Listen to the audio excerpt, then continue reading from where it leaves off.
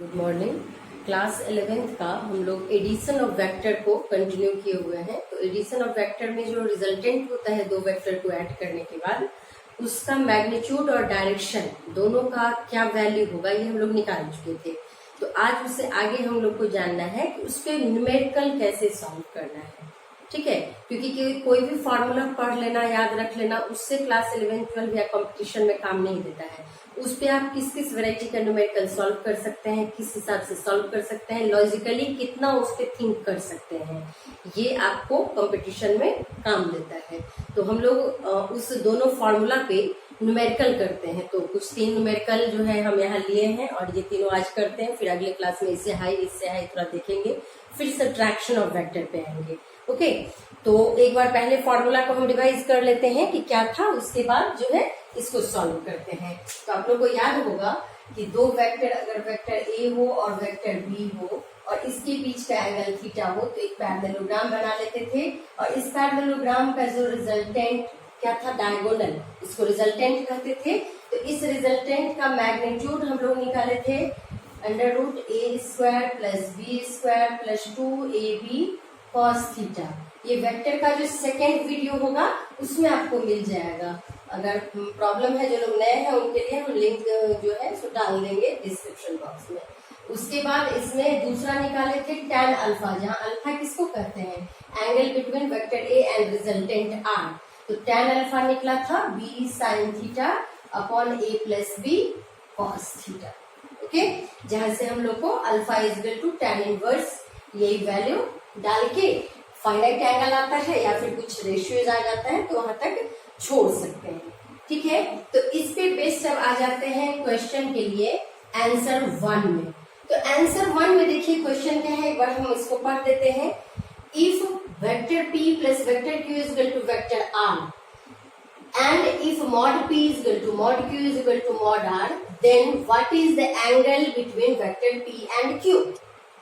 ठीक है, if vector p + vector q = vector r and if mod p = mod q = mod r, then what is the angle between vector p and q? तो यहाँ क्या change कर दिया है, ये जो हमारा AB था, AB के प्लेस पे डाल दिया है p and q। ओके, तो हम लोग जो पैरेललोग्राम बनाएंगे इससे बनाएंगे और इसका जो रिजल्टेंट है उसका यहाँ पे नेमिंग जो है वो r ही रखा है।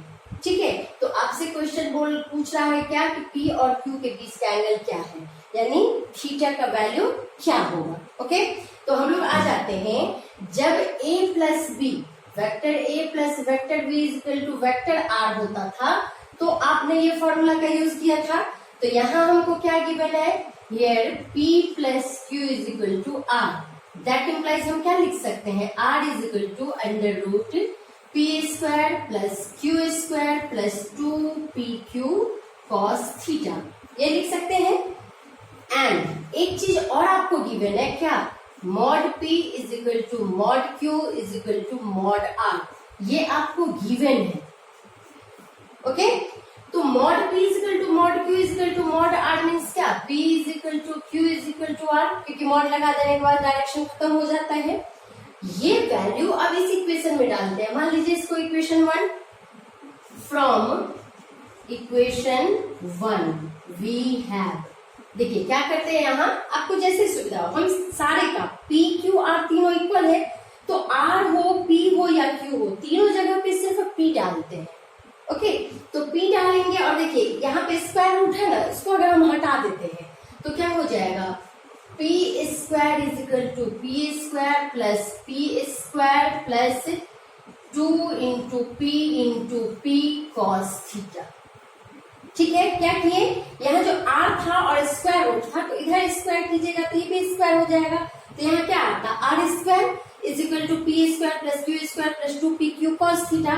तो तीनों का q और r का भी वैल्यू हम p डालें तो r की जगह पे आ गया फिर p, तो p का स्क्वायर हो गया, p² खुद था ही, q की जगह पे भी p डाल दिए तो p² हो गया, 2p और q की जगह भी p डाल दिए तो p आ गया। ये इससे कैंसिल हो जाएगा तो यहाँ पे क्या लिख सकते हैं आप, -p² = 2p² cos theta. That implies cos theta is equal to minus P square upon 2p²। Cut करके क्या आ जाएगा -1/2। अब जिन लोगों को पहले से पता है उनके लिए तो ठीक है, जिनको नहीं पता है तो इस चैप्टर के बाद हम मैथमेटिक्स पढ़ाएंगे, क्योंकि कुछ मैथ का यूज होगा पूरे फिजिक्स में, तो उसको एक जगह समराइज हम करेंगे आप लोगों के लिए शॉर्ट में, पूरा कंप्लीट मैथ नहीं, शॉर्ट में जितना मैथ का जरूरत होता है उसमें ट्रिग्नोमेट्री, अलजेब्रा, कैलकुलस सब आएगा। तो जिन लोगों को पता है cos का 1/2 और √3/2 वैल्यू, तो हम लोग को पता है कि cos √3/2 होता है 30 डिग्री पे, cos 1/2 होता है 60 डिग्री पे। cos का -1/2 आपको पता होना चाहिए 120 डिग्री पे होता है, ठीक है। सेकेंड क्वाड्रेंट में cos नेगेटिव होता है, ओके।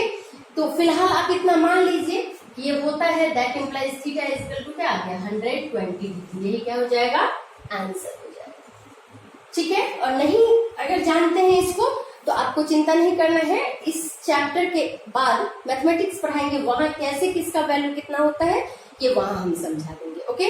तो क्वेश्चन नंबर 1 का आंसर हमको आ गया। अब आइए क्वेश्चन नंबर 2।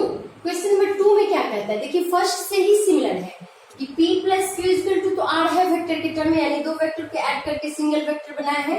लेकिन देखिए यहाँ पे दिया था mod p equal to mod q equal to mod r, but यहाँ क्या दिया हुआ p² plus q² equal to r²। तो यहाँ बहुत ज्यादा झंझट नहीं करना है, यहाँ पे क्या हो जाएगा, क्वेश्चन नंबर 2 के आंसर के लिए आ जाइए। आंसर 2 इसके लिए देखिए हम लोग को गिवन क्या क्या है ये पहले देख लें। गिवन एक है p plus Q is equal to r and p² plus q² is equal to r², ये हम लोग को है गिवन।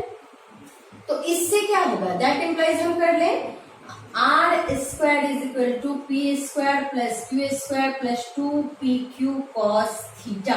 कैसे कर लिए, तो देखिए r is equal to root under था ना, यहाँ रूट नहीं डालने हैं, बस इतना ही अंतर किए हैं। या फिर अगर आप ये स्टेप नहीं देना चाहते हैं तो यहाँ रूट मत डालिए, यहाँ रहेगा ऐसे, दोनों तरफ स्क्वायर कर दीजिए। क्या लिखेंगे, squaring both side, we get क्या पाएंगे, तो r² is equal to p² plus q² plus 2pq cos theta. नहीं, अब देखिए हमारे पास दूसरा क्या गिवन है, p² plus q² equal to r²। तो या तो r² का वैल्यू यहाँ पुट कर दीजिए, या फिर p² प्लस q² की जगह r² लिख दीजिए। तो नेक्स्ट स्टेप हमारा क्या हो जाएगा, r² is equal to r² plus 2pq cos theta. क्यों हो जाएगा, तो यहाँ ब्रैकेट कर देते हैं, since p² plus q² is equal to r², okay.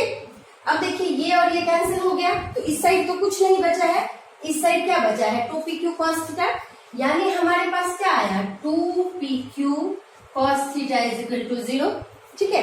अब बच्चे क्या करते हैं, नेक्स्ट स्टेप लिख देते हैं, that implies cos theta is equal to 0/2pq।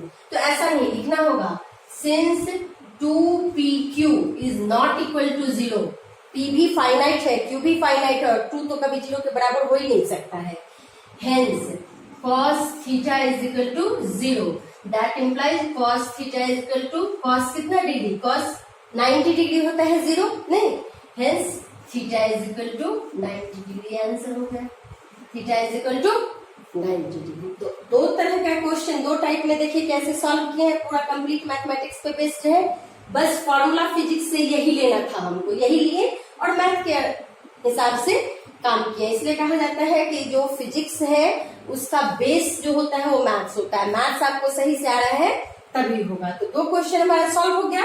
अब देखिए third question, find magnitude of resultant, किसके लिए बात कर रहा है, इसके लिए बात कर रहा है। तो इस क्वेश्चन में बच्चे फंसते हैं, क्यों फंसते हैं, तो देखिए इसमें क्या हो रहा है कि एक वेक्टर का हेड दूसरे वेक्टर के टेल से मिल रहा है। जैसे ही बच्चा ये क्वेश्चन देखता है तो क्या करता है, एंगल 60 डिग्री ले लेता है। लेकिन ध्यान दीजिएगा, ये जो फॉर्मूला हम लोग पढ़े हैं, रेड से इंडिकेट कर देते हैं, ये जो फॉर्मूला हम लोग पढ़े हैं, ये फॉर्मूला पैरेललोग्राम के लिए डिराइव किए थे। पैरेललोग्राम में क्या होता था, दोनों वेक्टर का हेड जो है वो अलग होता था, दोनों वेक्टर का टेल मिलता था।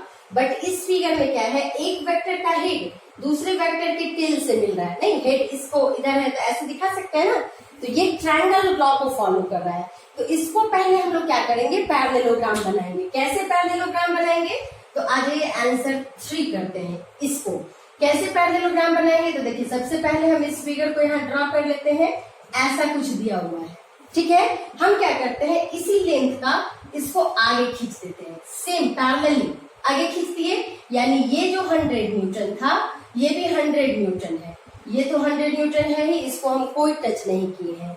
तो अगर ये स्ट्रेट लाइन है तो सभी बच्चे जानते हैं स्ट्रेट लाइन पे कितना एंगल बनता है, 180 डिग्री का एंगल बनता है। अब देखिए इस साइड ये 60 डिग्री एंगल है, तो ये एंगल कितना डिग्री हो जाएगा, 120, तभी तो 180 पूरा हुआ। अब दो वेक्टर, ये वाला वेक्टर और ये वाला वेक्टर, दोनों वेक्टर का यहाँ टेन मिल रहा है, तो अब हम लोग बनाएंगे पैरेललोग्राम। अब यहाँ पैरेललोग्राम बना और ये जो आएगा ये होगा रिजल्टेंट। ओके, तो इस रिजल्टेंट के केस में जब आप निकालिएगा रिजल्टेंट का मैग्नीट्यूड, तो आर का मैग्नीट्यूड क्या आएगा, रूट अंडर, देखिए ए स्क्वायर लिखते थे ना, 100 square plus 100 square plus 2 into 100 कहां से लिए, A square plus B square plus 2ab। अब आया कॉस थीटा, तो अगर आप डायरेक्ट इस फिगर से बनाते तो आप क्या लिखते, कॉस 60 डिग्री, लेकिन कॉस 60 डिग्री लिखते तो ये पैरेललोग्राम नहीं था, ये ट्रायंगल था। जब पैरेललोग्राम बनाए हैं तो क्या हो गया, कॉस 120 डिग्री। ओके, तो अब अगर हम अंदर में और वर्क करें यहाँ, तो 100 स्क्वायर प्लस 100 स्क्वायर, ब्रैकेट डाल दीजिएगा, कंफ्यूजन नहीं होगा, 2 इंटू 100 स्क्वायर, और cos 120 का यही देखिए वैल्यू क्या था, -1/2, तो यहाँ क्या डालेंगे, -1/2, इस 2 से ये 2 कैंसिल हो गया, और ये वाला माइनस इसको माइनस कर देगा, तो 100 का स्क्वायर क्या हो जाएगा, कट जाएगा, तो 100 का स्क्वायर कट जाएगा, तो बाहर क्या निकल जाएगा 100, और यूनिट इसका न्यूटन है, तो यहाँ न्यूटन लगा दिए। यही हो गया थर्ड का आंसर। आप अगर 60 डिग्री पे बनाते तो आपको रूट जैसा कुछ आंसर आता, वो मिस्टेक होता। तो फिगर भी जब हम ड्रॉ किया हुआ है तो उसको देखेंगे कि वो पैरेललोग्राम है या ट्रायंगल।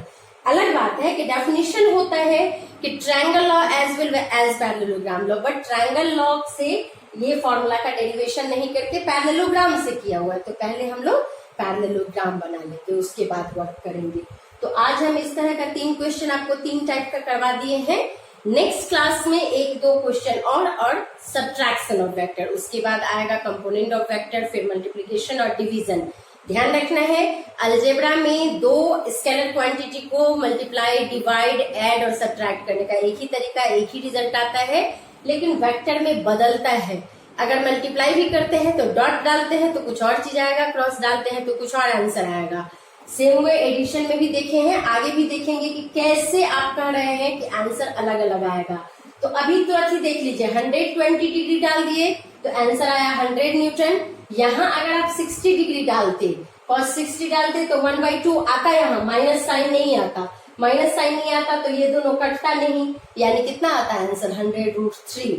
यानी जब वेक्टर को ऐड करते हैं तो दो वेक्टर का एडिशन एंगल थीटा पे भी डिपेंड करता है, इसलिए वैल्यू अलग अलग आ सकता है। ओके, ठीक है, आज इसको देखिए, यहाँ जो भी कंफ्यूजन हो तो उसको आप कमेंट करिएगा, हम उसको जो है उसका आंसर देंगे, और नेक्स्ट में कुछ higher question plus subtraction of vector. Okay, thank you.